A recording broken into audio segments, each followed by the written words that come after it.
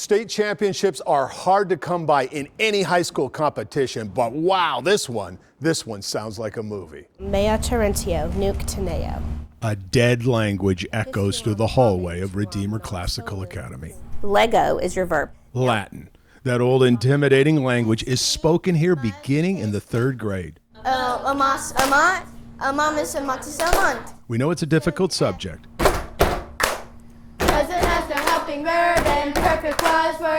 But it doesn't feel like it here. It actually seems XECMA. fun. Us ibis us ibis.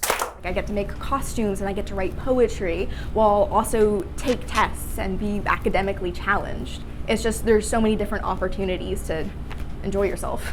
What is the verb? Darla Tucker knows exactly how to grow a Latin student. In elementary school, it's loud. I should, you shall. He, she, or it is. Songs. Genitives possessive of the noun. It's chants. I, you, he, she, it. It's wordplay. This is so important because with 80 different word endings, a jingle can save you.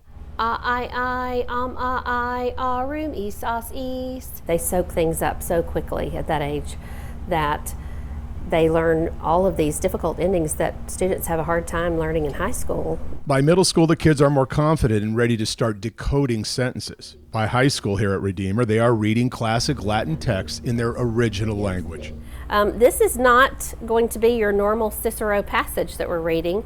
This is a love letter to his wife, Terentia. All this adds up to a most extraordinary story. Little Redeemer Classical, with its 3 portables, took on the likes of Montgomery Bell, Hume Fogg, Memphis University School in the Latin State Championship. Redeemer came in 1st place. State champs. 3rd in mythology, 4th in derivatives. When you have a team of 13 kids competing against some schools that bring 100, 3rd place poetry, 1st place costume. everybody has to do well in lots of categories. 3rd in Curtamen, 3rd in Latin literature. You might say this is a classic David versus Goliath story. Carpe diem, seize the day. That's what we did. But this is Latin, and there are other ways to say it.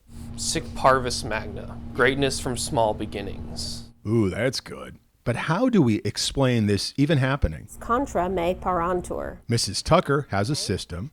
It's not rigid. And some of us learn by hearing things, some of us learn by seeing, some of us learn by manipulating. So I try to cater to each student in that way. It should be fun. Obviously, Mrs. Tucker loves teaching. She loves Latin.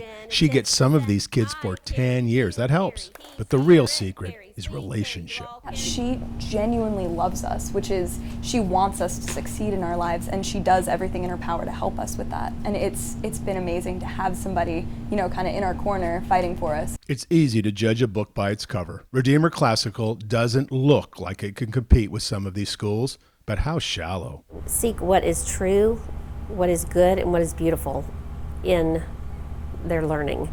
And if you can do that, all you need is 4 walls for that. You don't need a fancy building for that. You do need an amazing teacher, amazing students, and of course, you must believe. Ad astra per aspera, to the stars through difficulties. Hey.